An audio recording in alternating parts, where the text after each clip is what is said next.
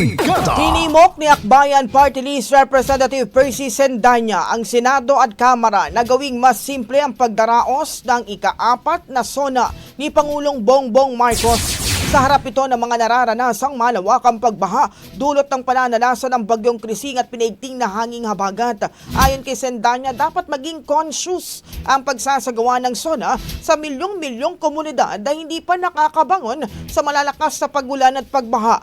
Para kay Sendanya, kapag ginawang magarbo ang paghahanda sa SONA ay magiging insensitive ito sa mga apektadong komunidad. Ito anyang panahon para sa pakikiramay, kababaang loob at decisive na hakbang, kaya makabubuting gawin na lamang payak ang SONA. Punto pa ng kongresista ang paglalatag ng red carpet habang walang bubong.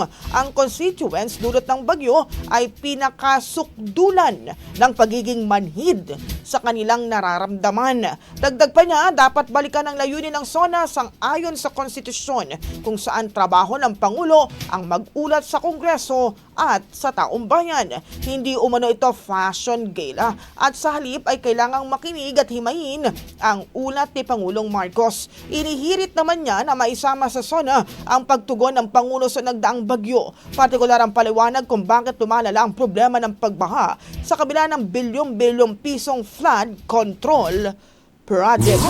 Ang bahaging ito ay hatid sa atin ng Standout ES4 Capsule. Simulang tuparin ang pangarap ng iyong anak. And stunting now,